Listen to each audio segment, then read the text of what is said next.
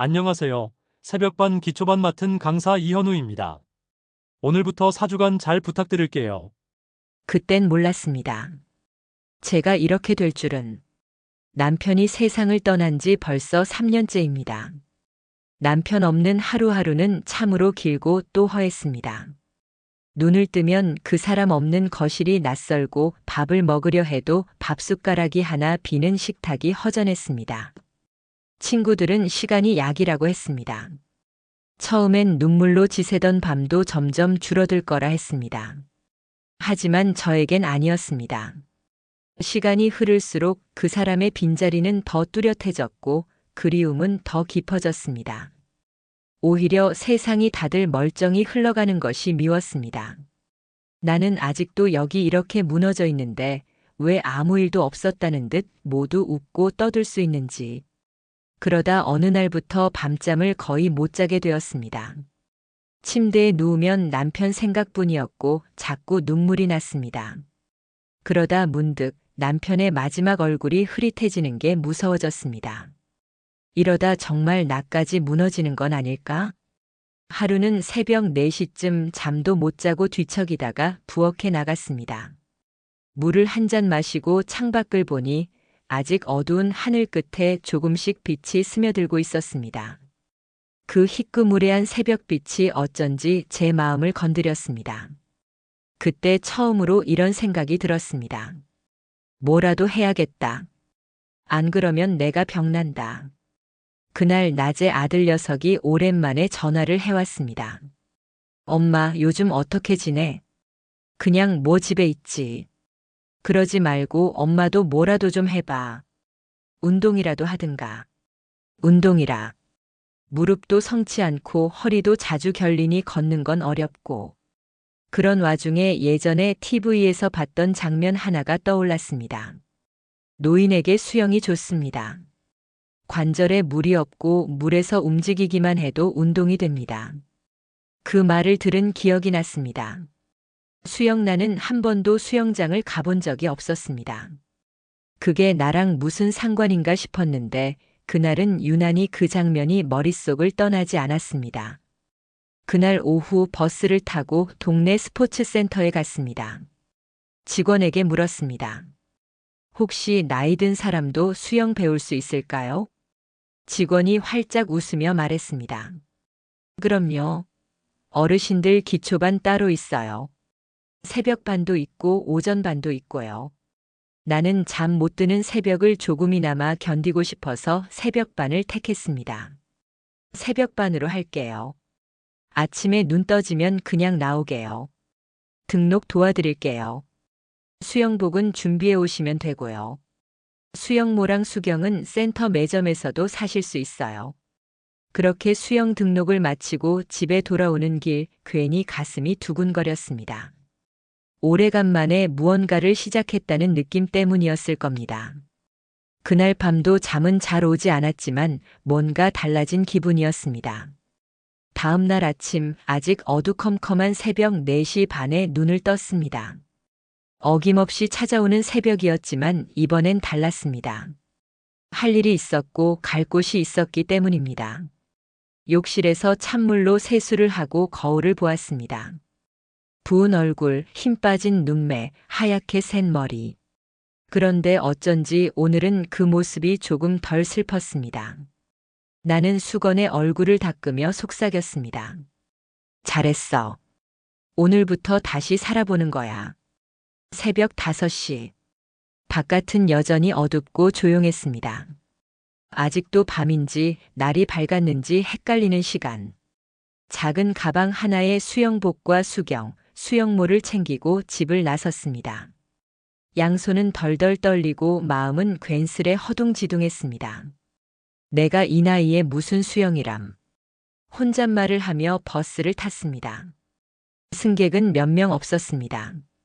센터에 도착하니 벌써 몇몇 사람들이 운동복 차림으로 드나들고 있었습니다. 접수 데스크에 도착하니 어제 나를 응대했던 젊은 직원이 다시 웃으며 인사합니다. 어르신, 오늘 첫 수업이시죠? 탈의실은 저쪽이고요. 샤워 먼저 하시고 준비하시면 돼요.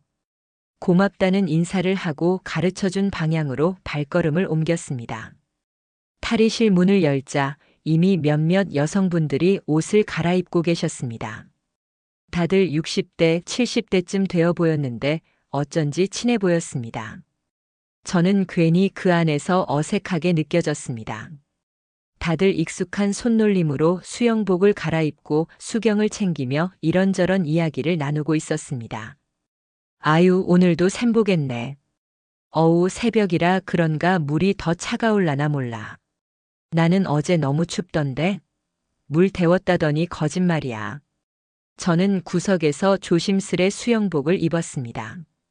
아직 한 번도 입어본 적 없는 쫀쫀한 옷에 몸을 우겨넣고 수영모를 쓴 제 모습을 거울로 보니 어쩐지 웃음이 나왔습니다. 삐뚤어진 수경을 고쳤으며 생각했습니다.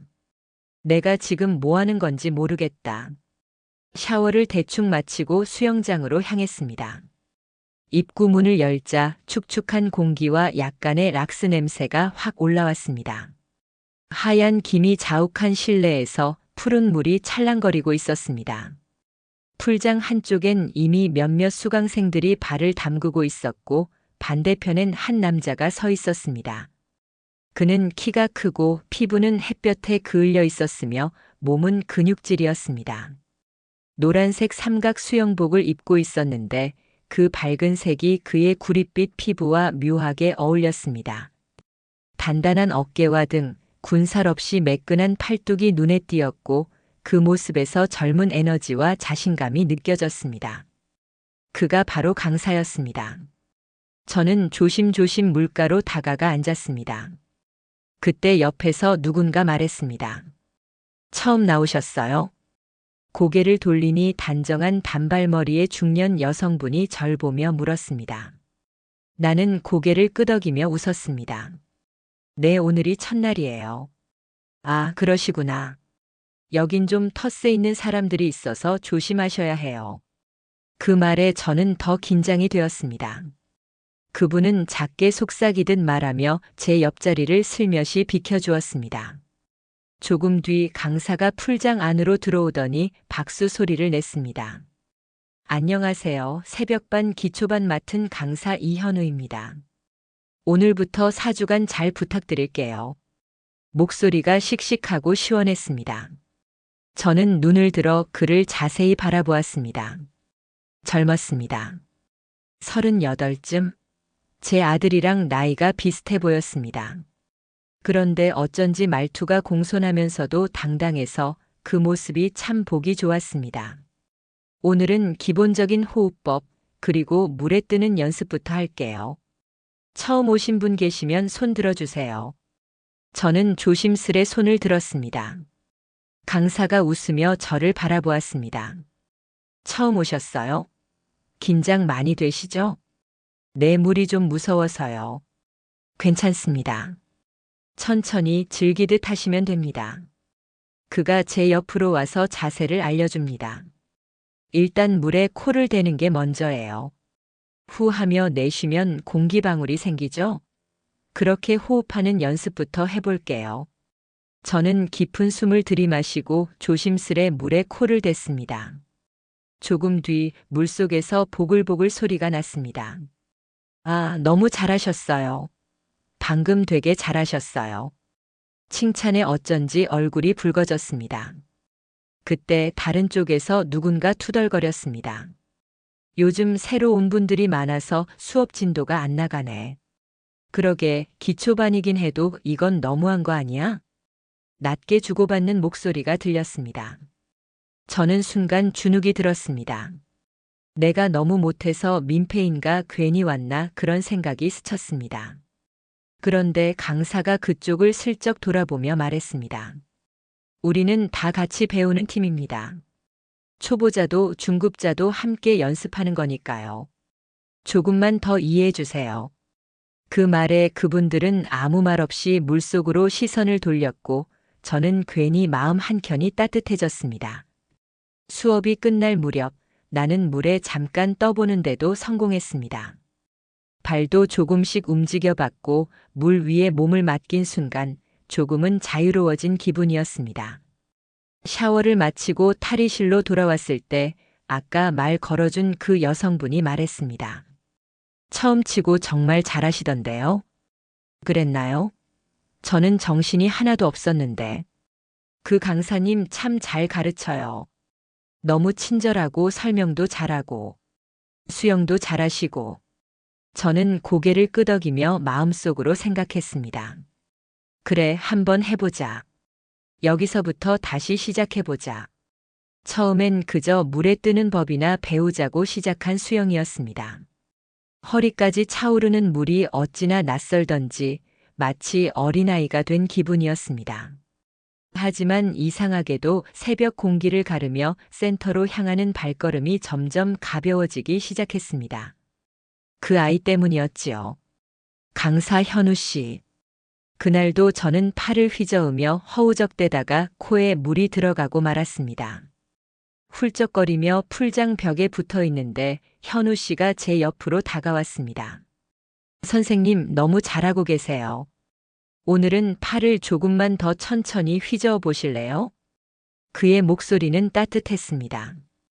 단순한 기술 지도가 아니라 마치 제 상황을 다 이해해주는 사람처럼 느껴졌습니다. 처음엔 민망했지요. 이 나이에 젊은 남자에게 수영을 배우고 있다는 것도, 젖은 수영복 차림으로 헤매고 있다는 것도. 그런데 현우 씨는 전혀 그런 눈으로 보지 않았습니다.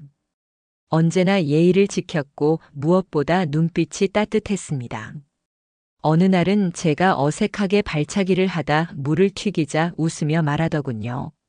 선생님, 지금 완전 돌고래 같아요. 딱 좋은 발차기예요. 제가요? 돌고래요? 그 말에 괜히 웃음이 나왔습니다. 풀장 안에서 제 웃음소리가 울리는 걸 들은 게 얼마만이었는지 모르겠습니다. 한 번은 제가 중심을 잃고 물속에서 균형을 잡지 못하자 현우 씨가 재빨리 제 팔을 살짝 받쳐주었습니다. 그의 손이 제 팔을 따라 어깨까지 스치듯 닿았고 저는 순간 심장이 철렁 내려앉는 듯한 느낌을 받았습니다. 그저 안전을 위한 터치였을 텐데 이상하게도 가슴이 두근거렸습니다. 그 느낌이 며칠이 지나도 가시질 않았습니다. 그러면서 제 안에 얼어붙었던 무언가가 녹아내리기 시작했습니다. 늘 집에 혼자 있으면 침대에 누워 천장만 보며 남편 생각에 젖었었는데 이제는 강습 시간에 맞춰 움직이고 샴푸며 수건을 챙기며 하루를 시작하니 조금씩 생기가 돌았습니다. 한 번은 수업이 끝나고 탈의실로 가려는데 현우 씨가 다가왔습니다. 선생님, 수업 끝나고 혹시 커피 한 잔 괜찮으세요?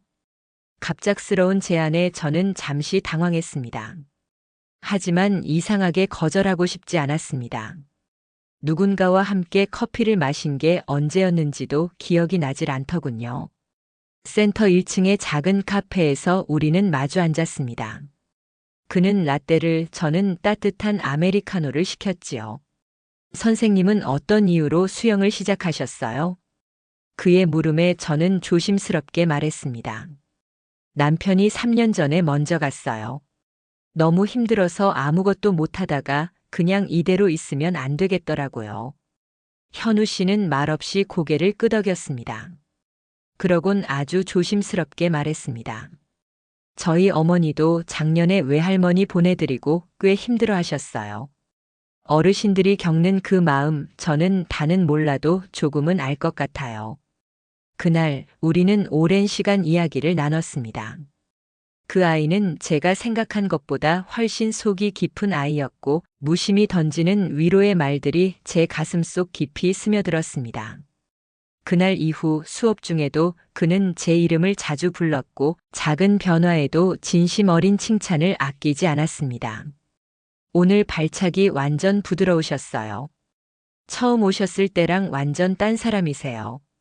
선생님 덕분에 새벽반 분위기가 정말 좋아요. 저는 점점 그 말들이 기다려졌습니다. 수영이 즐거워졌고 무엇보다 누군가에게 기다려지는 사람이 된 것 같아 마음이 설렜습니다. 4주간의 강습이 어느덧 끝나가던 어느 날 그는 물었습니다. 선생님, 다음 기수에도 오시는 거죠? 저는 한참을 망설였습니다. 처음엔 단지 살자고 시작한 수영이었는데 이젠 살고 싶어졌으니까요. 하지만 마음 한켠에선 이게 괜한 오해를 부르지는 않을까 싶기도 했습니다. 이제 그만하려고요. 다른 분들처럼 잘하는 것도 아니고 나이도 많고. 그는 고개를 저었습니다. 아니요. 정말 잘하고 계세요. 계속하시면 더 잘하실 수 있어요. 그리고 선생님 오시면 저도 힘나요. 그 말에 저는 가만히 고개를 끄덕였습니다. 그리고 다음 날 새벽 6시. 저는 다시 그 수영장에 있었습니다. 그 아이를 기다리며 제 인생의 두 번째 호흡을 준비하고 있었습니다. 다시 시작된 새벽 수영은 예전과는 조금 달랐습니다. 이젠 발차기가 어설퍼도 부끄럽지 않았고 물에 빠질까 겁나지도 않았습니다. 무엇보다 그 아이가 저를 기다려주고 있다는 사실이 마음을 단단하게 해주었습니다. 그날도 수업이 끝난 뒤 우리는 카페에 앉아 있었습니다. 햇살은 유리창을 뚫고 들어와 따뜻했고 라떼 잔에서 피어오르는 김이 포근했습니다. 선생님, 혹시 나이 드시는 게 무서우셨어요? 갑작스런 질문에 저는 잔을 내려놓았습니다. 잠시 뜸을 들이다가 말했습니다. 무서웠죠. 남편 보내고 나니 하루가 너무 길더군요. 방 안에 혼자 누워있으면 숨소리조차 거슬리고 문득 내가 지금 여기서 죽어도 아무도 모르겠구나 싶은 날도 있었어요. 그는 조용히 고개를 끄덕였습니다. 눈빛이 괜히 짠했습니다. 저도요. 가끔은 그래요. 저는 고개를 갸웃했습니다. 아니, 현우 씨가 왜요? 젊고 건강하고 잘생겼고 지금 한창 좋을 나이잖아요. 그는 쓴웃음을 지으며 말했습니다. 겉보기엔 괜찮아 보여도 저는 매일 하루하루가 막막해요. 수영 강사도 계약직이고 월세방에 살고 엄마 병원비에 제 생활비도 빠듯해요. 가끔은 이렇게 웃고 있는 것도 연기 같을 때가 있어요. 저는 말문이 막혔습니다. 그 밝던 얼굴 뒤에 그런 무거운 사정이 숨어 있었을 줄은 몰랐습니다. 그래도 선생님이 수업 들으시고 웃어주실 때면 그날은 진짜 살만하다는 생각이 들어요. 그 말에 제 가슴이 찡했습니다. 그저 누군가에게 힘이 된다는 것. 그렇게 누군가의 하루를 덜 외롭게 만든다는 것. 그건 제가 오래전 남편 곁에 있을 때 느꼈던 감정이었습니다. 그날 이후 우리는 수업이 끝나고 종종 함께 아침을 먹었습니다. 작은 국밥집, 토스트 가게, 가끔은 시장 안분식집까지. 어느덧 우리는 서로의 하루를 자연스럽게 나누는 사이가 되었습니다. 어느 날은 제가 작은 도시락을 싸왔습니다. 멸치볶음, 계란말이, 김치 한 조각, 그리고 손수 지은 따뜻한 흰쌀밥. 조심스레 내밀자 현우 씨는 두 손으로 받아들었습니다. 선생님, 저 이런 밥 진짜 오랜만이에요. 엄마가 아프신 뒤로는 집밥 먹어본 지 몇 년은 된 것 같아요. 그 말에 제 마음이 뭉클했습니다. 마치 아들 같았지요. 남편이 살아있었다면 혹시 우리도 이런 젊은이를 아들 삼아 챙기고 있었을까 싶기도 했습니다. 어느 날은 수업 후 제가 말했습니다. 현우 씨 몸은 괜찮아요? 요즘 유난히 수업 많던데. 그는 머리를 극적이며 웃었습니다. 사실 어제도 병원 다녀왔어요. 허리가 좀 안 좋아서 하지만 괜찮아요. 버텨야죠. 저라도 엄마 곁 지켜야 하니까요. 그 말에 저는 주머니 속 봉투를 꺼내 들었습니다. 작게 접은 봉투 안에는 조심스럽게 준비한 용돈이 들어 있었습니다. 이건 그냥 내가 좋아서 주는 거예요. 받기만 해요. 부담 갖지 말고. 어차피 나 혼자 쓰는 돈도 별로 없어요. 그는 두 눈을 크게 떴습니다. 선생님, 이건 안 돼요. 진짜. 조용히 해요. 받으라면 받아요. 누가 보면 연애라도 하는 줄 알겠네. 제가 웃으며 농담을 던지자 그도 따라 웃었습니다. 하지만 그 웃음 속엔 어쩐지 슬픔이 한 조각 섞여 있는 것 같았습니다. 그날 밤 집으로 돌아오는 길. 하늘에는 별이 반짝였고 제 마음속엔 따뜻한 바람이 불었습니다. 이게 사랑일까 아니면 동정일까? 혹은 그 아이가 가진 외로움이 제 외로움과 겹쳐진 걸까? 그건 아직 잘 모르겠습니다. 하지만 확실한 건 하나 있었습니다. 그 아이가 제 삶에 들어온 뒤로 저는 더 이상 죽고 싶지 않았습니다. 오히려 살아보고 싶어졌습니다. 하루 더 아니 한 달 아니 몇 년이라도 그 아이의 곁에서 수영을 시작한 지 어느덧 넉 달째입니다. 몸도 많이 가벼워졌고 아침이면 기지개를 펴며 오늘은 또 어떤 얘기를 나눌까 기대하는 제 자신이 낯설 정도입니다. 현우 씨는 여전히 해맑았습니다. 몸은 여위었지만 수영복 위로 드러나는 어깨와 팔 근육은 여전했고 까맣게 그을린 피부 위로 땀방울이 맺힐 때면 괜스레 가슴이 두근거리기도 했습니다. 노란색 삼각 수영복은 그의 키 큰 체격과 잘 어울렸고 수영장 여자 회원들 사이에서도 인기가 많았습니다. 하지만 저는 요즘 마음 한구석이 이상하게 불편했습니다. 며칠 전 수업이 끝나고 라커룸에 들어갔을 때였습니다. 회원 몇 분이 조용히 이야기를 나누고 있었습니다. 이번 분기 회비 걷었어요? 강사님한테 드릴 선물 정해야 하잖아요. 그러니까요. 지난번엔 명품 카드 지갑이었죠? 이번엔 뭐가 좋을까? 하긴 그 정도는 해야지. 그래야 다음에도 우리 편하게 배울 수 있어요. 그 말에 저는 걸음을 멈췄습니다. 선물이라? 회비라니? 몰랐습니다. 수영장에는 그런 문화가 있는 줄. 며칠 후 저에게도 그 회비가 돌아왔습니다. 강사님 분기 선물 준비하려고요. 이번엔 10만 원씩이에요. 밝게 웃으며 봉투를 내미는 회원의 손을 저는 얼떨결에 받아들었습니다. 집으로 돌아오는 길 손에 쥔 봉투가 무겁게 느껴졌습니다. 10만 원. 그 돈이면 제가 일주일 반찬을 넉넉히 할 수 있고 손녀 생일에도 용돈을 더 얹어줄 수 있는 금액입니다. 게다가 제 마음도 복잡했습니다. 저는 현우 씨에게 무엇을 주고 싶은 마음은 있었습니다. 하지만 그건 내가 주고 싶을 때 내가 준비한 방식으로 주고 싶었습니다.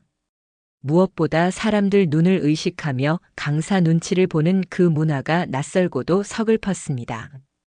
며칠 뒤 아침 수영을 마친 뒤 저는 현우 씨에게 조심스레 물었습니다. 현우 씨, 저기 이런 거 여쭤봐도 될지 모르겠는데. 수영장 회원들이 매 분기마다 선물 드리는 거, 그거 좀 부담스럽지 않나요? 그는 잠시 놀란 표정을 지었지만 곧 씁쓸하게 웃었습니다. 부담스럽죠. 근데 그게 참 애매하더라고요. 안 받자니 마음 상하셨단 분도 있고 받자니 또 마음에 없는 돈 쓰시는 분들도 계시고. 그래서 그냥 감사합니다 하고 넘기는데 솔직히 전 그냥 선물보다도 꾸준히 나와주시고 웃어주시는 게 더 좋아요. 그 말에 저는 마음이 조금 놓이면서도 더 이상 수업을 계속 다녀도 될지 고민이 생겼습니다. 내가 여기 계속 있어도 될까? 이런 분위기에서 진심이 왜곡되지는 않을까? 하루는 수영장에 가지 않고 집에 머물렀습니다. 이불을 정리하다 말고 창밖을 보며 생각했습니다. 나는 그 아이를 걱정하는 걸까 아니면 그 아이를 향한 내 마음이 누군가에게 들킬까 두려운 걸까? 갑자기 핸드폰이 울렸습니다.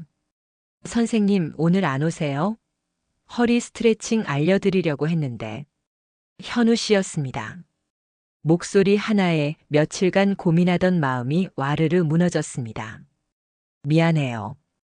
그냥 몸이 좀 멍하네요. 내일은 나갈게요. 전화를 끊고 난 뒤 저는 거울 앞에 섰습니다. 수영모를 벗은 제 머리는 희끗희끗했고 눈가엔 주름이 늘었습니다. 하지만 그 눈빛엔 살아있다는 생기가 다시 조금 비친 듯 했습니다. 이제는 결심해야 할 때였습니다. 수영장도 그 아이도 나의 일상이 되었으니 나는 내 방식대로 이 마음을 지켜볼 것입니다. 누구의 눈치를 보지 않고 부끄럽지 않게. 수영장에 가는 발걸음이 더 이상 무겁지 않았습니다. 아침 햇살을 맞으며 물에 들어가 숨을 들이쉬고 내쉴 때마다 마음도 가벼워졌습니다. 현우 씨는 여전히 그 자리에 있었고 저는 점점 더 익숙한 얼굴이 되어갔습니다. 선생님, 발차기 진짜 좋아졌어요. 이제 자유형 해볼까요? 아니에요. 전 그냥 물에만 뜨고 싶은 사람이에요.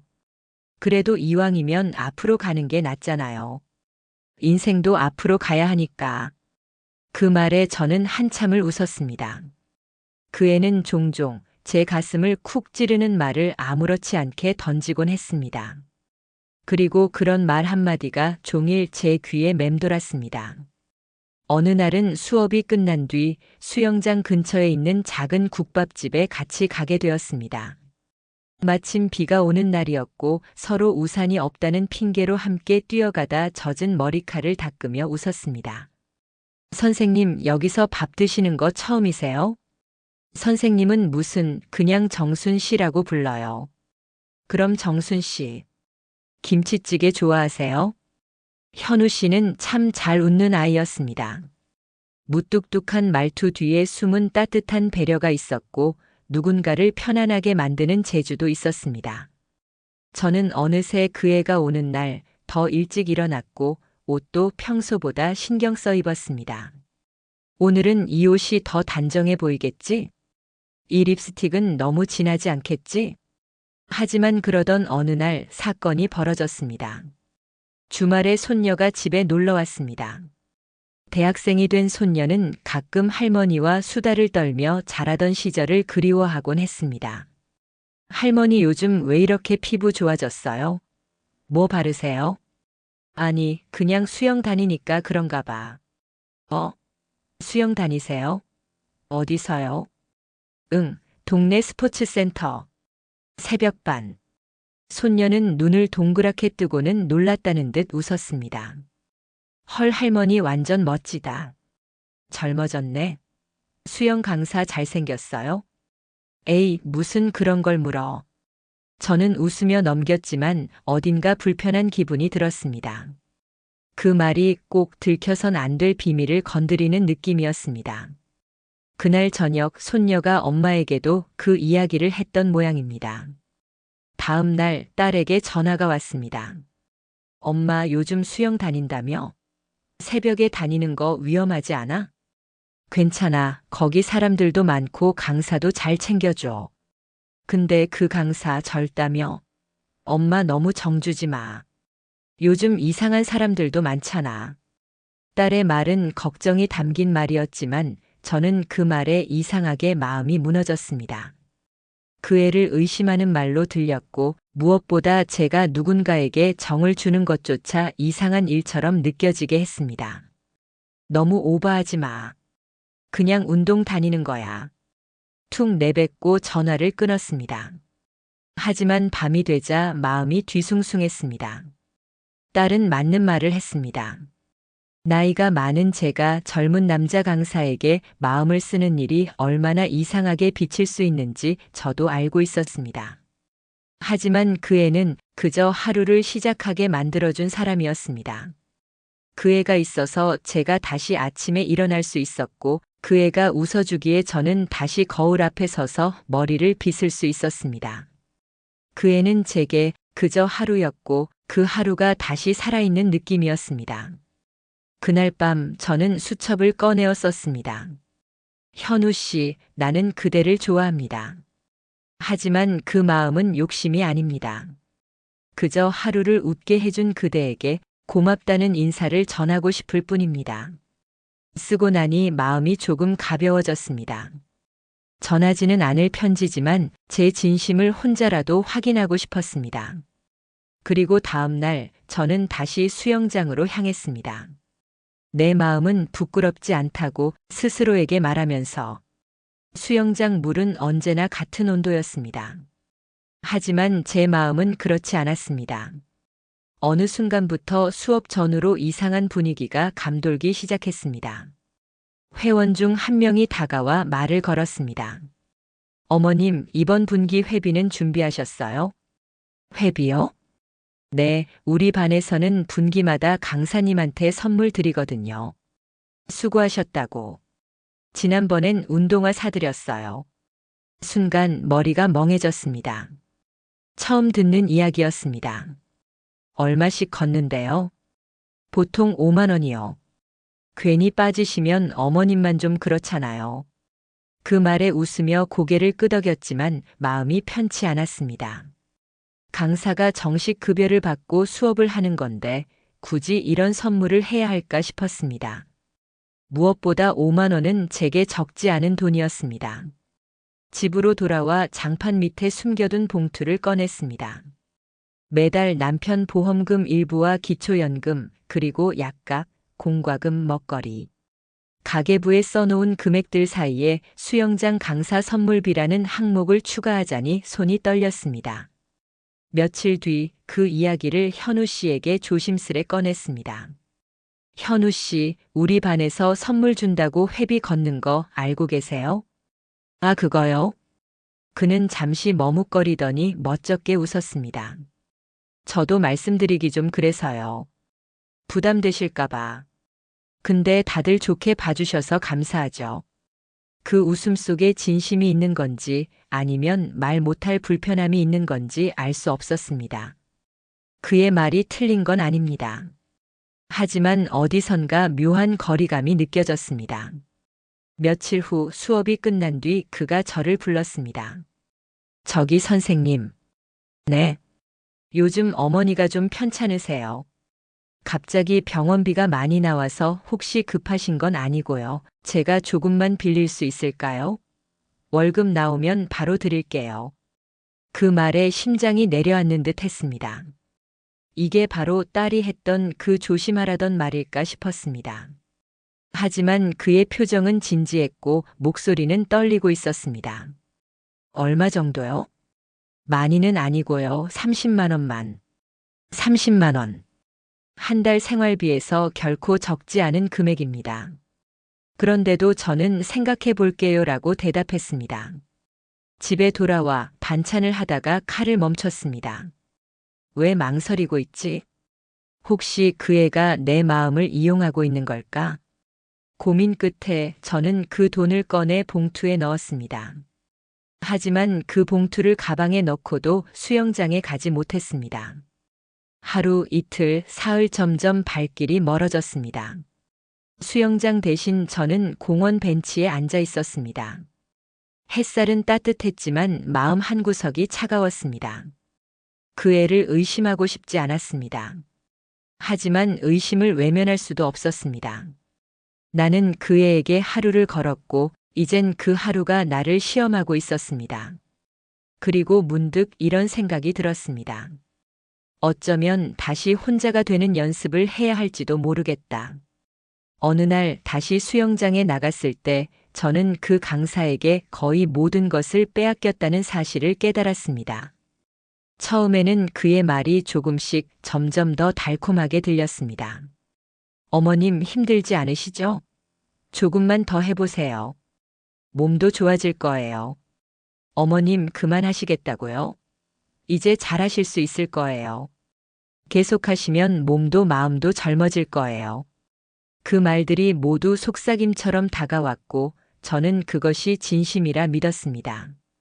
하지만 그는 매번 저를 흔들었습니다. 노후 준비는 잘하고 계시죠? 그쪽은 나중에 손해보면 안 되잖아요. 어머님, 보험 상품도 좋지만 이거보다 더 안전한 방법이 있어요. 제 계좌로 넣어두시면 훨씬 더 수익이 납니다. 그 말이 더 이상 의심 없이 제 마음속에서 믿음으로 변해갔습니다. 얼마나 많은 돈을 그에게 보내고 또 보내었는지 셀 수 없을 정도였습니다. 그의 말이 확신에 차서 들리면 들릴수록 저는 그 믿음에 빠져들었습니다. 그래서 결국 저는 내 모든 노후 자금을 그에게 맡기게 된 것입니다. 처음에는 천천히 보내기 시작했고 점점 더 많은 금액을 그의 계좌로 송금했습니다. 그가 떠나지 않도록, 그가 날 떠나지 않게 하기 위해서였지요. 제가 무엇을 했는지도 모르고 그냥 계속 돈을 보냈습니다. 내가 이 정도면 충분히 바꿀 수 있을 거야. 내 삶도 내 미래도. 그런데 어느 날 그것이 꿈에서 깨어나듯 현실로 다가왔습니다. 수영장에 갔더니 그가 저를 보고 아무 말 없이 고개를 끄덕였습니다. 어머님 뭐 하세요? 수영 잘하고 계세요? 그런데 저는 깨달았습니다.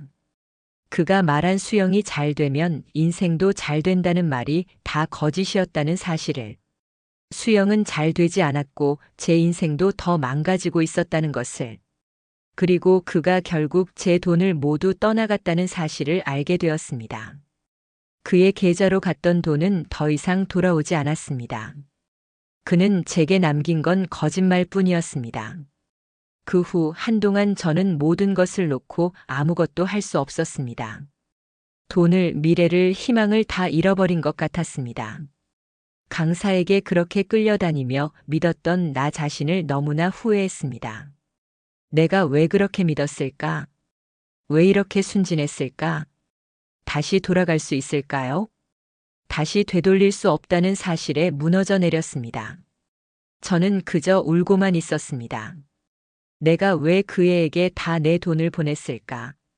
내가 왜 그렇게 그 애의 말에 흔들렸을까? 모든 것이 지나고 나서야 깨달았습니다. 그는 처음부터 내게 그저 잘할 수 있을 거예요 라고 말하면서 나의 마음을 이용하고 그 마음을 배신한 것뿐이었다는 것을. 하지만 그 사실을 깨닫기까지는 너무나 늦었습니다. 이제 와서야 깨달았습니다. 내가 그에게 다 준 것은 단순히 돈만이 아니었다는 것을. 그의 거짓말과 달콤한 말에 나의 노후와 인생을 모두 걸었을 때 나는 그저 나 자신을 믿지 못하고 그에게 의지했던 것일 뿐입니다. 후회가 밀려왔습니다. 내가 지금 무엇을 할 수 있을까요?